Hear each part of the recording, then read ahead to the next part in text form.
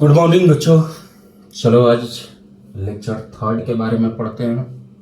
पहले ही बता चुके हैं, डिफरेंशिएशन का फर्स्ट लेक्चर और सेकंड लेक्चर दे चुके हैं। थर्ड लेक्चर आज दे रहे हैं। आज तुमको फिर 2 सवाल बता रहे हैं और फिर से होमवर्क दे रहे हैं। घर पे बैठ करके होमवर्क पूरा बनाओ। जो भी डाउट्स होगा उसको मतलब मेरे लिंक पे अपना क्वेश्चन नंबर दे देना, हम उस डाउट्स को बता देंगे। और जो भी मतलब मेरे बच्चे देख रहे हैं वो सीधा सा बात है, व्हाट्सएप नंबर पे कॉल कर देंगे या मोबाइल नंबर मेरा दिया हुआ है उस पर व्हाट्सएप कर सकते हैं। देखो ध्यान से, जैसे तुम्हारे सामने एक सवाल दिया गया है, y equal to 1/2x² minus 3x plus 5 का होल टू द पावर 3। इसको अगर हमें डिफरेंशिएशन करना है तो सबसे पहला चीज याद रखो, हमको इसको डिनोमिनेटर से न्यूमरेटर में लाना है। डिनोमिनेटर से कहाँ लाना है? न्यूमरेटर में। तो हम ये बेसिक प्रॉपर्टी है, ये तुम पहले से 10th में पढ़े हुए रहते हो। ध्यान से देखो, जैसे 1/x टू दी पावर अगर n है तो इसको नीचे से ऊपर भेजेंगे तो x to the power -n हो जाएगा। इसको ध्यान में रखना होता है। उसी के आधार पे हम इसको नीचे से ऊपर भेजेंगे तो पावर कितना हो जाएगा? -3। यहाँ पे +3 है तो -3 आ जाएगा। अब हमको डिफरेंशिएशन करना है तो दोनों साइड d/dx लगा देंगे। देखो ध्यान से, d/dx दोनों साइड लगा दिया गया है।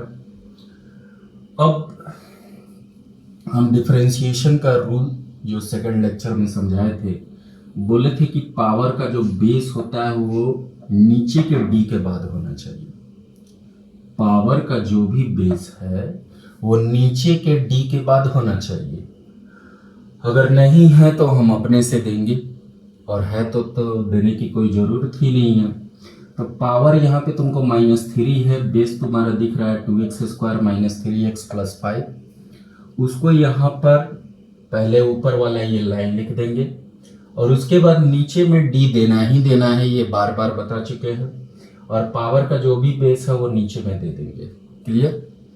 जब देंगे सीधे हटाएंगे उसको, यहाँ पे इंटू करके पहले ही से लिख दिया गया, वही सेम चीज़ है। और एक और चीज बोले हुए थे कि अगर तुम्हारे सामने कोई भी वेरिएबल अगर प्लस के तौर पे हो या माइनस के तौर पे हो या मल्टीप्लिकेशन में हो या डिवीजन में हो, सीधे बाई में क्या लगा देना है? dx। जो पहले से dx दिया हुआ है इसी को फोकस करना है तुमको। अब यहाँ पर तुम जानते हो कि x to the power n वाला प्रॉपर्टी लागू होगा, तो उसके हिसाब से n पहले बाहर हो जाएगा, यानी कि -3 बाहर हो जाएगा। फिर x उतरता है, लेकिन x नहीं उतारना है। जो ऊपर नीचे सेम सेम होता है, सेकंड लेक्चर में समझा दिए हैं, ध्यान से देख लेना। वही चीज को उतार दिया गया है जो भी यहाँ पे वेरिएबल मौजूद है। फिर -3 और -1, क्योंकि फार्मूला के अनुसार होता है n into x to the power n-1। और इसके बाद यहाँ पे बीच में प्लस और माइनस का कॉम्बिनेशन है, तो यहाँ पे लिख दिए हैं। डिफरेंशिएशन का जो फर्स्ट लेक्चर है उसमें फार्मूला दिया गया था कि अगर तुम्हारे सामने कोई कांस्टेंट हो या वेरिएबल हो, बीच में प्लस हो या माइनस हो, तो d/dx सबके साथ सिंगल सिंगल लागू होता है। तो वही सेम चीज यहाँ भी करेंगे। d/dx हम इसके साथ भी, इसके साथ भी और इसके साथ भी लागू कर देंगे। देखो यहाँ पे लगा दिए हैं सबके साथ सिंगल सिंगल। इसको तो वैसे ही उतार दिया गया, पावर -4 कर दिया गया है। फिर यहाँ पर देखो 2 कांस्टेंट है और x तुम्हारा वेरिएबल है। तो कांस्टेंट इनटू वेरिएबल का अगर कॉम्बिनेशन होता है तो यहाँ पे प्रॉपर्टी लिख चुके हैं, कांस्टेंट बाहर होता है, वेरिएबल का डिफरेंशिएशन करना होता है, तो इसका मतलब 2 बाहर हो जाएगा और x² का डिफरेंशिएशन करेंगे। वही सेम चीज 3 को बाहर कर देंगे, x का डिफरेंशिएशन करेंगे और सिर्फ कांस्टेंट का डिफरेंशिएशन 0 होता है, यहाँ पर लिख चुके हुए हैं। इसको ऐसे ही उतार दिया गया है। फिर ये 2 बाहर आ गया, इसको x to the power n वाला फार्मूला पे डिफरेंशिएट करेंगे। पावर का जो भी बेस है वो नीचे में मौजूद है, देखो सेम सेम, तो इसीलिए direct x to the power n वाला फार्मूला लागू कर देंगे। ये कट जाएगा, -3 हो जाएगा, तुम्हारे सामने ये आंसर आ जाएगा। क्लियर? अब नेक्स्ट एक तुम्हारे सामने दूसरा सवाल बता रहे हैं, ध्यान से देखना। जैसे दिया हुआ है कि y = sin 5x into cos 3x, अगर हमको इसका डिफरेंशिएशन करना है तो सबसे पहले एक त्रिकोण का फॉर्मूला लगाना होता है। याद रखना, अगर साइन कॉस का मल्टीप्लिकेशन हो, साइन और कॉस का मल्टीप्लिकेशन बोले, या कॉस साइन का मल्टीप्लिकेशन हो, या सीधा सा बात है साइन साइन का मल्टीप्लिकेशन हो, या कॉस कॉस का मल्टीप्लिकेशन हो, तो उसमें 2 से मल्टीप्लाई और डिवाइड अपने से कर देंगे, पहले ही से कर देंगे। तो देखो यार 2 से मल्टीप्लाई और 2 से डिवाइड कर दिए हैं, ये 1/2 को बाहर कर देंगे और इसके बाद ये एक फार्मूला बन जाता है। वो फार्मूला तुम्हारा बनता है 2 साइन, इसको ए मान लेना, बड़ा वाला एंगल को हमेशा ए मानना है, बड़ा वाला एंगल को हमेशा ए मानना है, छोटा वाला एंगल को हमेशा क्या मानना है, बी मानना है। तो 2 साइन ए इंटू कॉस बी एक ट्रिग्नोमेट्री का फार्मूला होता है, उसी फार्मूला का यहाँ पर यूज किया गया है। तो 2 साइन ए इंटू कॉस बी बराबर तुम्हारा होता है साइन ए प्लस बी।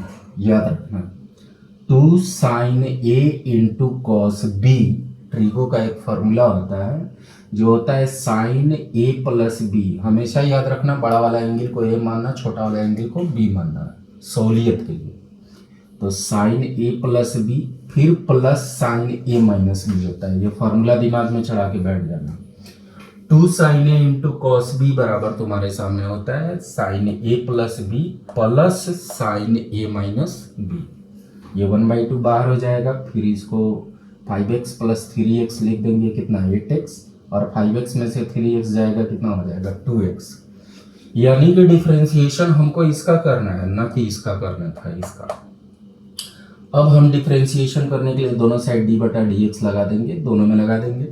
यहाँ पे ये कांस्टेंट है और ये पूरा का पूरा वेरिएबल नज़र आ रहा है, तो कांस्टेंट को क्या करेंगे, बाहर कर देंगे इस प्रॉपर्टी के अनुसार, और इसका डिफरेंशिएशन करेंगे sign 8x plus sign 2x का डिफरेंशिएशन करेंगे।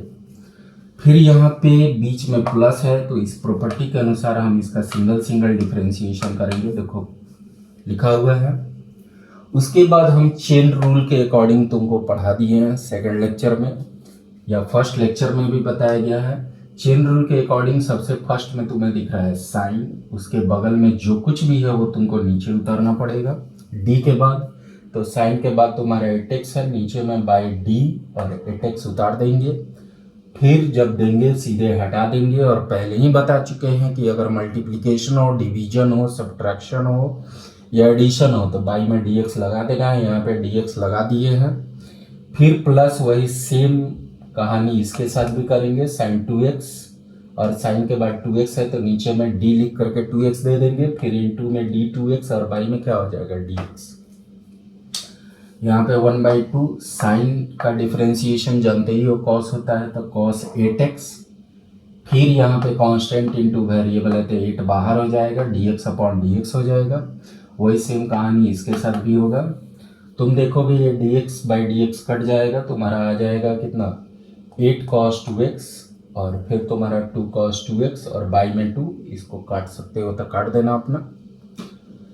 यही 2 सवाल तुम्हारे लिए इम्पोर्टेंट था RS अग्रवाल का एक्सरसाइज 2A के लिए। सेकंड लेक्चर में हमने बहुत सारा चीज़ समझा दिया था, थर्ड लेक्चर में ये तुम्हारा 2 सवाल बताने के बाद ये होमवर्क दिए हुए हैं, जिसमें ध्यान से देख लो।